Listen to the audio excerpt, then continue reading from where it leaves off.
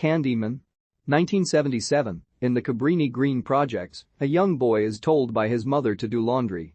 When he goes to the laundry room, he passes some police officers. While alone in the room, the boy hears a man humming and then watches as the man emerges from a hole in the wall with a hook for a hand. The boy screams, and the police rush inside. Present day, Cabrini Green has now become gentrified. Troy Cartwright, Nathan Stewart-Jarrett, is bringing his boyfriend Grady Greenberg, Kyle Kaminsky, to meet Troy's sister Brianna, Teyonah Parris, and her boyfriend Anthony McCoy, Yahya Abdul-Mateen too in their new apartment. While there, they discuss the urban legends from the area, including one of a woman named Helen Lyle. She was a student looking for a story of what happened in Cabrini Green, but she apparently went crazy and kidnapped a baby before a mob took the baby back, and Helen walked into a large bonfire and burned to death. Anthony later looks up info on what Troy was talking about. While out the next day, Anthony meets William Burke, Colman Domingo, who tells him how Cabrini Green didn't used to have such a large police presence until more white people started moving in. Burke tells Anthony about the neighborhood's legend of Candyman, a figure of terror.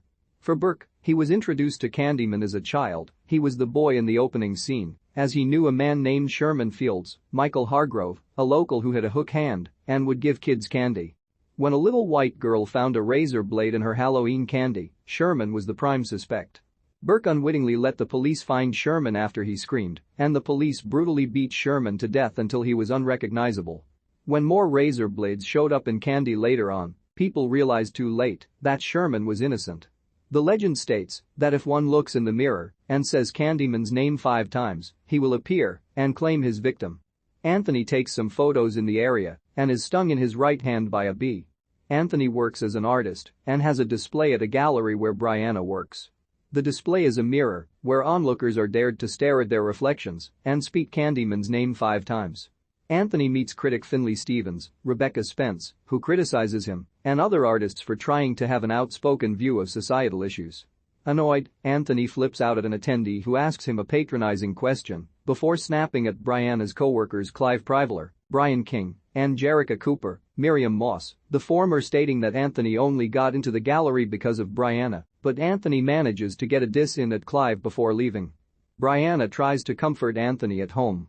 Meanwhile, Clive and Jerica try to hook up at the gallery after closing. They stand in front of the mirror, and Jerica playfully says Candyman 5 times. After a few seconds, Candyman, Tony Todd, appears in the reflection and slashes Jerica's throat. Clive sees Candyman in the shadows getting closer to him, but even though he tries to run, Clive is slashed to death and has his corpse laid next to Jerica. Brianna later finds Clive and Jerica's bodies the next morning. This triggers a flashback to when she was a child and witnessed her father jump out the window to his death.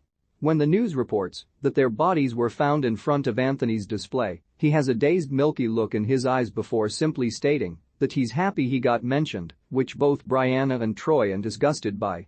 The bee sting on Anthony's hand grows more rotted over time, requiring him to use a bandage. He later goes for an interview at Finley's home, where he discusses his feelings about the gentrification in the area and overall. He dares Finley to go say Candyman's name. As she goes to the bathroom, Anthony is drawn outside the apartment, where he looks in the mirror and appears to see Candyman as his own reflection, his hook right where Anthony's hand is. Anthony leaves, and we see the invisible spirit of Candyman attack Finley in the bathroom, slashing her throat and dragging her face across the window. Anthony starts to do more research on Candyman and Helen Lyle. At the library, he goes over recordings that Helen, voice of Virginia Madsen, left, detailing what she saw and learned while in Cabrini Green. While in the elevator, Anthony sees a piece of candy drop to the floor, but he cuts his finger on it because there is a razor blade inside. He is spooked by the image of Candyman again before he flees. Anthony visits Burke again, where Anthony talks about how he sees Candyman's victims and is reflecting them in his art. Burke explains that Candyman represents many victims of racial injustice, but the earliest example goes back to the late 1800s, where a black man named Daniel Robitaille worked as an artist for a white family, where he and the eldest daughter fell in love with each other. After she got pregnant, her father found out and sent a mob after Robitaille, leading to them torturing him, severing his hand, covering him in honey to attract bees, and finally setting him on fire. Brianna sees Anthony's paintings and expresses concerns for his sanity. When she tries to say Candyman's name, Anthony smashes the mirrors, driving her away to stay with Troy and Grady. Elsewhere at a prep school, a group of teenage girls gather in the bathroom to say Candyman's name after one of them saw Anthony's display at the gallery. One of them flees before it's done, and another girl sits in a stall while this goes on. After nothing happens, the girls try to leave the bathroom, but the door is locked. One of the girls goes back to the mirror, and the others only hear the sounds of Candyman's hook digging into her flesh.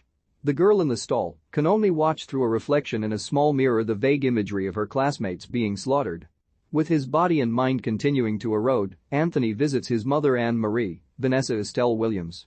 He starts to bring up Candyman and what he learned about Cabrini Green. He realizes he is the baby that was taken decades earlier, but Anne-Marie explains that, while she believed Helen did kidnap him, she was actually saving him from Candyman, as he had apparently picked Anthony specifically for a dark purpose. Anthony leaves, feeling that his mother lied and kept things from him.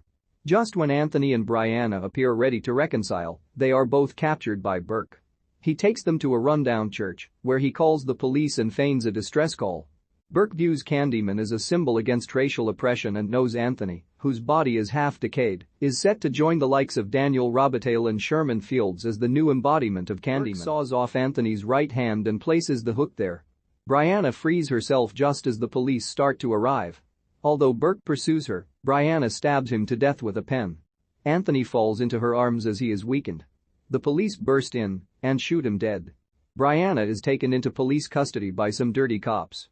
The lead officer tries to get her to spin the story either to make Anthony the sole culprit of the murders or make her look like an accomplice.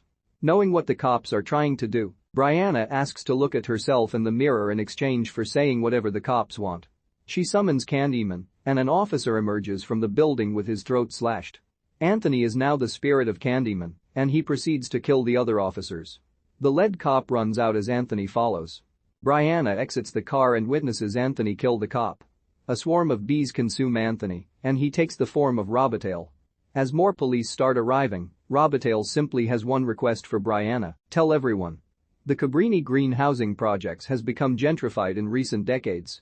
Artist Anthony McCoy and his girlfriend Brianna Cartwright move into a new apartment there, and Anthony meets a man named William Burke, who tells him the legend of Candyman, a figure who takes the form of victims of racial injustice.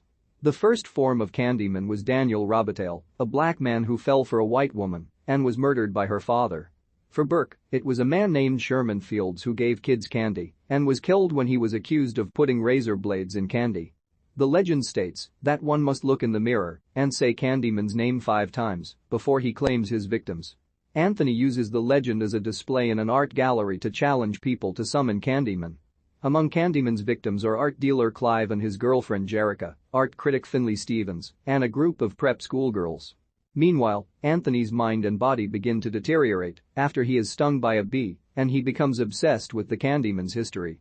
This drives a wedge between him and Brianna. Just as the two are about to reconcile, they are captured by Burke, who wants to use Candyman as retribution against racial oppressors. He cuts off Anthony's hand and places a hook there, as is traditionally Candyman's appearance. Brianna escapes and kills Burke, but police arrive and kill Anthony.